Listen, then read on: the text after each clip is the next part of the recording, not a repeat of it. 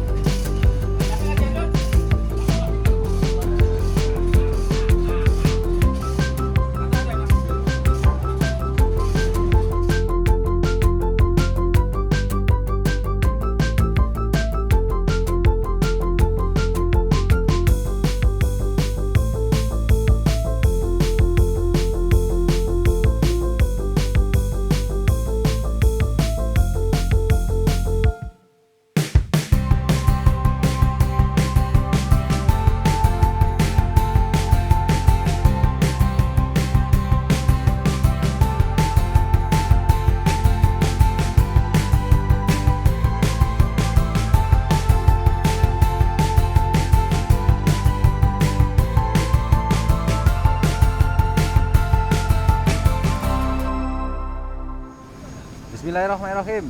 Assalamualaikum warahmatullahi wabarakatuh. Ketemu lagi teman-teman. Selamat siang ya. Selalu mudah-mudahan kita dalam kondisi sehat walafiat. Amin. Oke, di video kali ini agak santai ya. Tidak ada pembicaraan atau ilmu yang cukup detail. Hari ini saya hanya mau tunjukkan lanjutan proses pembangunan OB Desa Goni, dan mungkin nanti sedikit saya akan bahas itu takbut itu, karena di situ ya steering tube-nya sudah datang, dan nanti untuk pemasangan steering tube saya akan buatkan video tersendiri. Nah, hari ini saya berada di OB Desa Goni ya, yang sedang dikerjakan. Seperti yang teman-teman lihat di sini, ini long ball head ya, long ball head sudah mulai dipasang, bahkan sudah dilas ya, sudah selesai pengelasan long ball headnya, dan saya akan tunjukkan sedikit tentang pengelasannya. Saya jelaskan aja, saya tidak perlu itu. Jadi di long ball head ini, karena ini di daerah kargo, dan tentunya di kargo itu ada muatan ya, ada muatan, ada cairan. Seperti yang saya bilang di video-video sebelumnya, bahwa di aturan di kapal, di semua tangki yang ada isi cairannya itu wajib dilakukan pengelasan full atau full well. Seperti ini teman-teman bisa lihat. Nah itu ya, jadi ini adalah senta dilas full seperti ini ya.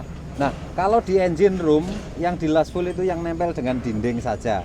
Faceplate-nya, yang faceplate-nya ini ya, faceplate-nya ini tidak dilas full atau spot-spot boleh. Tapi kalau yang di dalam tangki, baik yang nempel di sekat maupun yang nempel di faceplate ini wajib full well. Jadi ini semuanya full ya, pengelasannya full.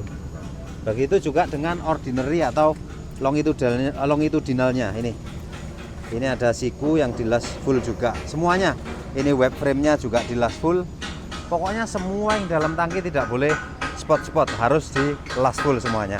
Dan ini agak spesial ya, kebetulan ini mendung, masih gerimis, cuma kelambu-kelambu hitam ini berfungsi ketika panas terik. Jadi welder atau juru las yang sedang melakukan pekerjaan itu, dia tidak terkena panas yang terus-terusan. Kalau fitter atau tukang setelnya itu kan dia mundar-mandir. Nah, mundar-mandir seperti ini. Jadi kalau panas itu kurang pengaruh lah. Berbeda dengan yang duduk aja gitu, kalau kena panas dia akan terasa. Makanya kita kasih ini kelambu-kelambu hitam ini ya. Nah, kelambu-kelambu hitam ini berfungsi untuk melindungi welder dari terik matahari. Nah, ini di sebelah sini ada sekat melintang yang pemasangannya dia dibuat membujur karena memang space-nya tidak cukup. Kalau yang sekat yang sebelah sana, sekat melintang yang sebelah starboard, nah ini pengelasannya ya. Pengelasannya saya tunjukkan sekali lagi. Nah, karena sekat ini belum berdiri, maka di sini tidak boleh dilas.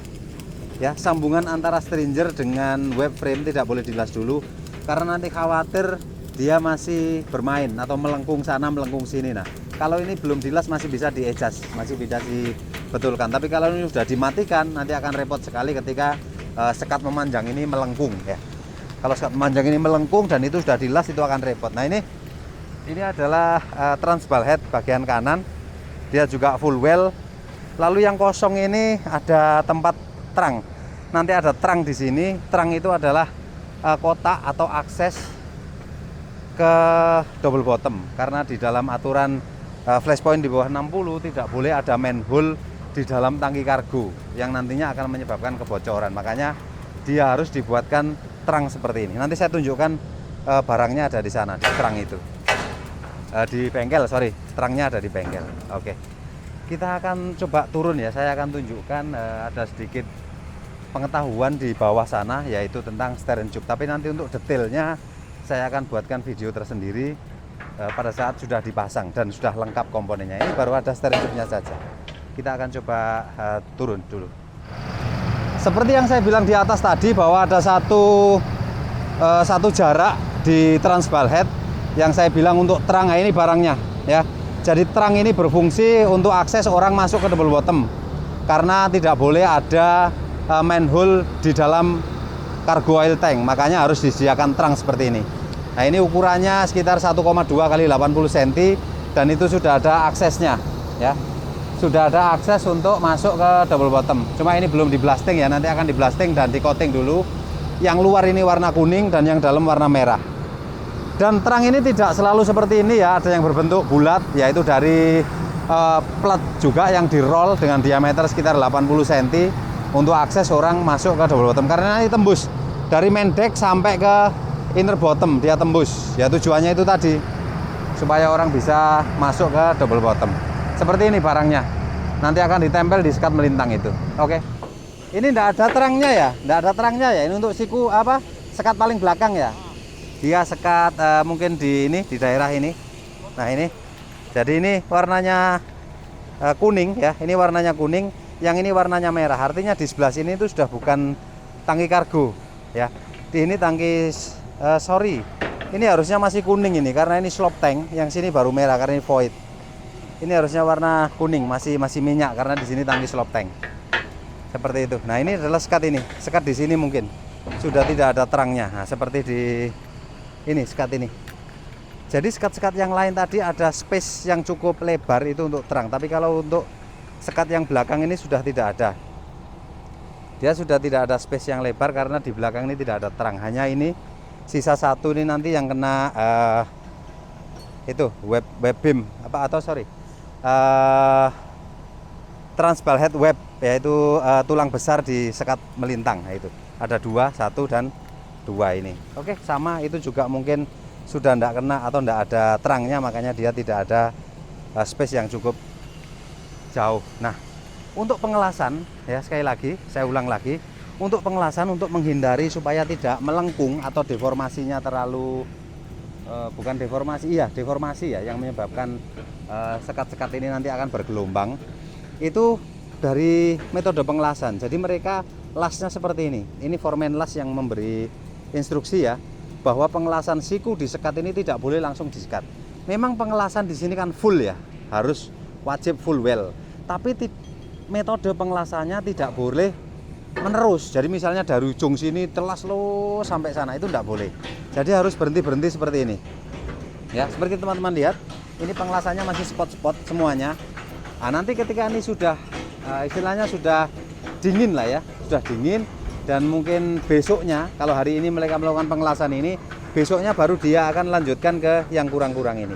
Sehingga pada saat stopper kecil ini dibuka, bentuk dari sekat ini masih sama, tidak melengkung. Karena pengalaman yang lalu-lalu ketika stopper ini dibuka ya, itu sekatnya itu melengkung, jadi kayak iya bergelombang.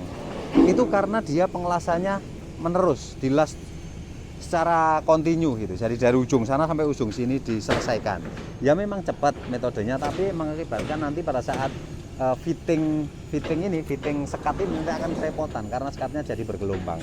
Nah, semuanya seperti ini. Ya, semuanya seperti ini, dia dilas spot-spot dulu, baliknya juga. Nah, nanti ketika sudah dingin atau besoknya dia baru penuhi lasnya seperti itu. Sama ini kemarin juga itu. Nah, seperti mungkin ini kelihatan ya, kelihatan bekasnya. Nah, ini masih spot-spot juga ya, seperti itu. Baik sekat melintang maupun sekat memanjang, perlakuan pengelasannya dia harus seperti itu, tidak boleh langsung dilas full. Nah, saya akan tunjukkan faceplate-nya yang wajib dilas full. Jadi ini, nah Jadi ini ada pengelasan faceplate. Nah ini, jadi faceplate-nya juga dilas full, bukan cuma web yang nempel di dinding aja, semuanya. Nah itu ya, semuanya dilas full. Oke. Nah, seperti yang saya bilang tadi, hari ini kita akan singgung atau saya akan bahas sedikit tentang proses pembangunan Takbut RP 2022 ini ya. Jadi ini adalah steering tube-nya ya. Kemarin teman-teman kalau ada yang nanya, Pak, steering tube itu kayak apa atau seperti apa? Seperti ini. Jadi steering tube itu terdiri dari 4 komponen ya. Yang pertama adalah bush bagian depan ini, forward bushing, kemudian tabung ya, tabung atau tube-nya, kemudian ada after bushing. Nah, di dalam forward bushing itu ada forward bearing. Jadi yang kuningan ini ya, yang kuningan ini terbuat dari baja dan ini kuningan. Dan kuningan itu di dalamnya ada karet. Besok kalau udah terpasang dan dibuka saya tunjukkan. Nah, begitu juga di belakang ya, begitu juga di belakang dia ada after bushing dan after bearing atau bantalan belakang. Nah ini bentuknya selalu beda antara bantalan depan dan belakang. Kenapa? Nanti tunggu video saya berikutnya. Nah sekarang kita ke belakang, saya mau tunjukkan proses pemasangannya ya, proses pemasangannya. Oke. Nah ini kita sedang proses memasukkan itu ya, steering tube ke dalam itu lubang-lubang yang sudah dibikin di skek itu. Nah, dia sudah masuk sedikit nih ya. Tuh. Nah, nanti dia akan masuk sampai sana. Nah, sampai seperti itu ya. Nah, masuk ke engine room. Itu ada engine room di sana. Ada mesin.